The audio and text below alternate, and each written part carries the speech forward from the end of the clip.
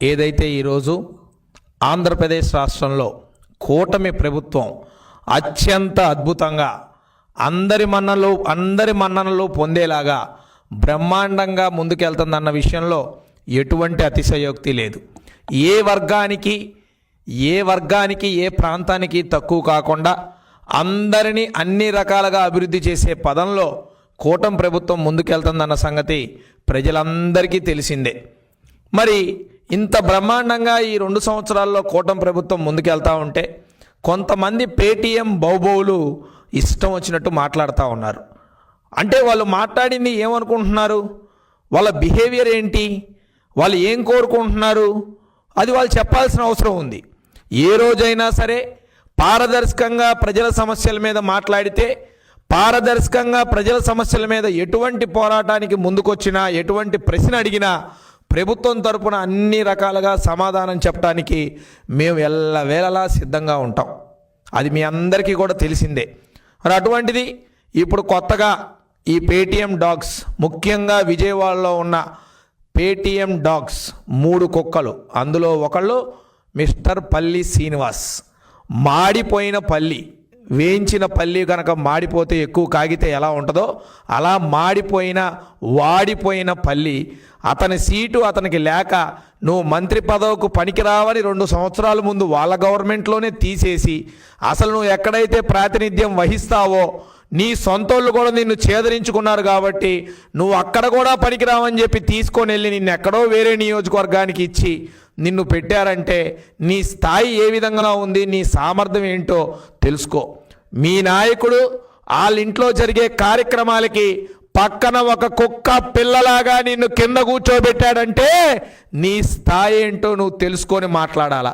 ఈరోజు నోటికి ఇష్టం వచ్చినట్టు నువ్వు మాట్లాడుతూ ఉంటే చూస్తూ ఊడ్చుకోవడానికి ఏ తెలుగుదేశం పార్టీ కుటుంబ సభ్యుడు సిద్ధంగా లేవు.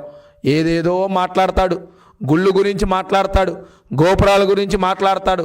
చివరికి తలతిక్కల మనిషి ఏం మాట్లాడతాడంటే పెట్రోల్ డీజిల్ గురించి కూడా మాట్లాడే సినిమా ఇతనికి వచ్చిందంటే ఏం చెప్పాలా.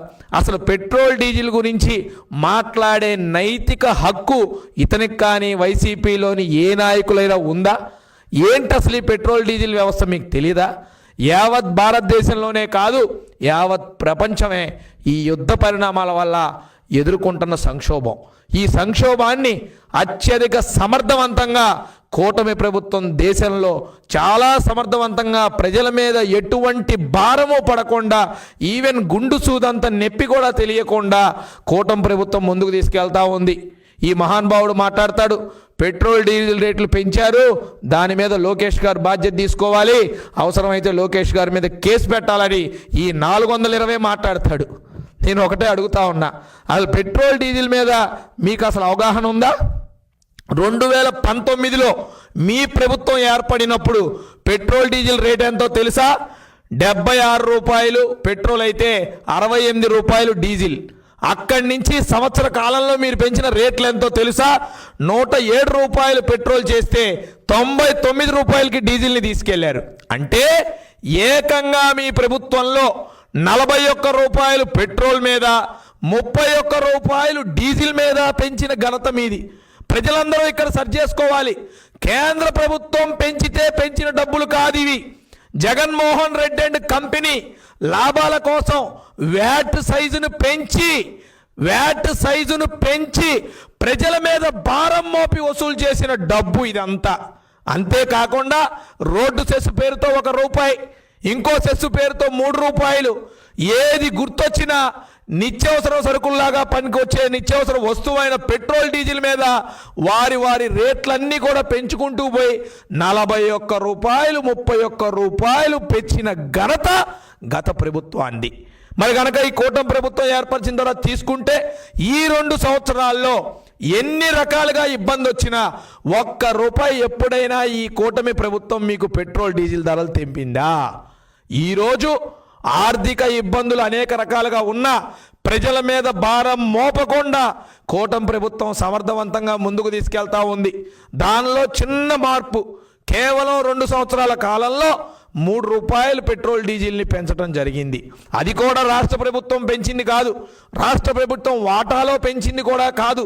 కేంద్ర ప్రభుత్వం తీసుకున్న నిర్ణయానికి అందరం కూడా కట్టుబడి స్వాగతించాం తప్ప దాని మీద ఏమీ కూడా ఇంకొకటి లేదు. మరి అటువంటిది ఇటువంటి పెట్రోల్ డీజిల్ మీద వీళ్ళందరూ కూడా మాట్లాడుతూ ఉన్నారు. ఈరోజు యుఎస్లో మాట్లాడాం, యూకేలో మాట్లాడాం, కెనడాలో మాట్లాడాం, ఆస్ట్రేలియాలో మాట్లాడాం, దుబాయ్లో మాట్లాడాం, ఇంకా వేరు వేరు వ్యక్తులు అందరినీ కూడా మనం అన్ని రకాలుగా మాట్లాడితే వాళ్ళంతా ఒకటే చెప్తా ఉన్నారు. $1.2 ఖరీదు ఉన్న లీటర్ పెట్రోల్ ధర ఈరోజు వాళ్ళకి దాదాపు $2, $2.1, $1.8 చొప్పున ఛార్జ్ చేస్తూ ఉన్నారు. అంటే ఈరోజు అక్కడ జరుగుతున్న యుద్ధ పరిణామాల వల్ల ఒక్క భారతదేశంలో ఒక్క ఆంధ్రప్రదేశ్లో పెరిగింది కాదు, యావత్ రాష్ట్రంలో పెంచిన, యావత్ రాష్ట్రమే కాకుండా యావత్ భూగోళంలో జరుగుతున్న సంక్షోభంలో భాగంగా ఇది జరుగుతున్న, కృత్రిమంగా జరుగుతున్న వాస్తవమే తప్ప ఇది తొందరలో సర్దుబాటు అవుతుంది. కూటమి ప్రభుత్వం దీనికి తగ్గ చర్యలు కూడా తీసుకుంటా ఉంటాం. ఏమంటాడు మా వాడు, వాగేస్తున్నాడు, తెగ మాట్లాడుతూ ఉన్నాడు. అసలు ఆయన వెనక పట్టుమని 30 మంది లేరు. మేము ప్రజా పోరాటాలు, మేము ప్రతిపక్షంలో ఉన్నప్పుడు ప్రజా పోరాటాలు చేసిన సంఖ్య ఎంతో అంత సంఖ్య కూడా అతని వెనక జనం లేరు. మా మీద వాళ్ళు పెట్టించిన కేసులు సంఖ్య ఎంతో అంతమంది కూడా ఆయన వెనక ఈరోజు నిలబడటం లేదు. అయినా సరే హడావిడి చేస్తూ లోకేష్ గారి గురించి మాట్లాడుతున్నాడంటే ఇతన్ని ఏం చేయాలి? ఇతని అవినీతి ఎంత ఉంది, ఇతని చిట్టా ఎంత ఉంది, ఇతన్ని పట్టించుకోవట్లేదు అనుకున్నాడో ఏమనుకున్నాడో కానీ ఇష్టం వచ్చినట్టు మాట్లాడుతూ ఉన్నాడు.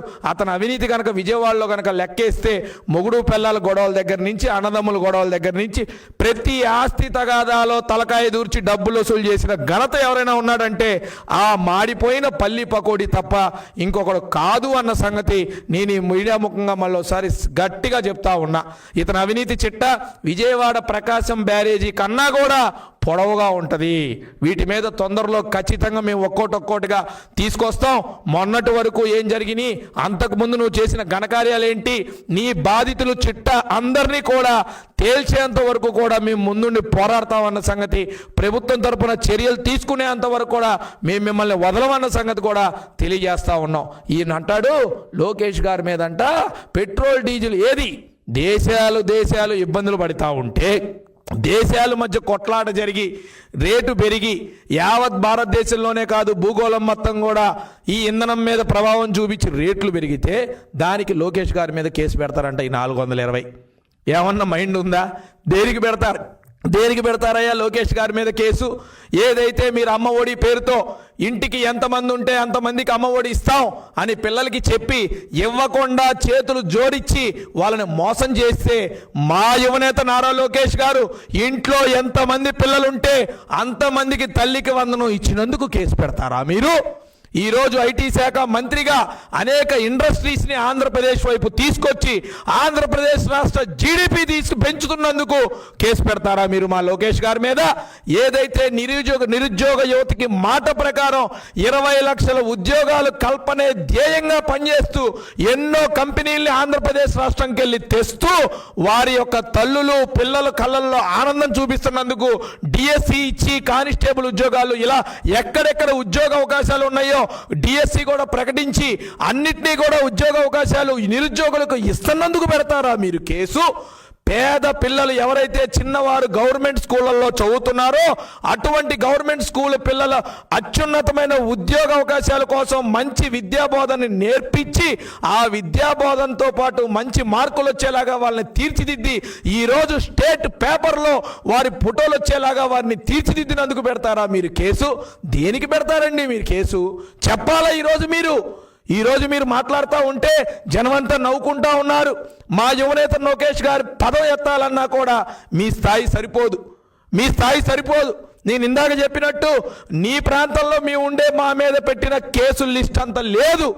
నువ్వు నీ వెనక తిరిగే జనం ఇప్పుడు నీ స్థాయిలో. నీ దమ్ముంటే ముందు నీ చేసిన సరి చేసుకో.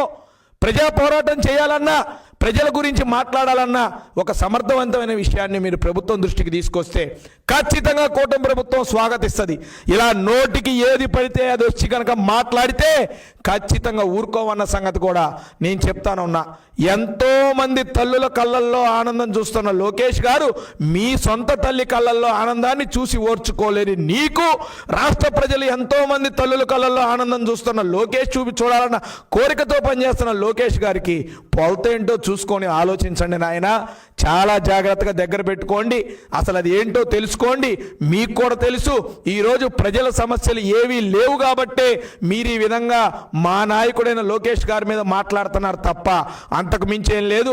నిజంగా మీకు ఏదైనా చిత్తశుద్ధి ఉంటే మీ ప్రభుత్వ హయాంలో మీరు చేసిన మంచేంటో చెప్పండి. మేము చేసిన మంచేంటో చర్చించడానికి మేము ఎల్లవేళలా సిద్ధంగా ఉంటామనే సంగతి కూడా తెలియజేస్తూ ఇంకోసారి మా నాయకుడి మీద అవాక్కులు చవాక్కులు పేలి మీ ఇష్టం వచ్చినట్టు కనుక ప్రవర్తిస్తే ఖచ్చితంగా తగిన శాస్తి జరిగిద్ది. చూస్తూ ఊరుకోమన్న సంగతి కూడా చెప్తూ సెలవు తీసుకుంటాను. Thank you.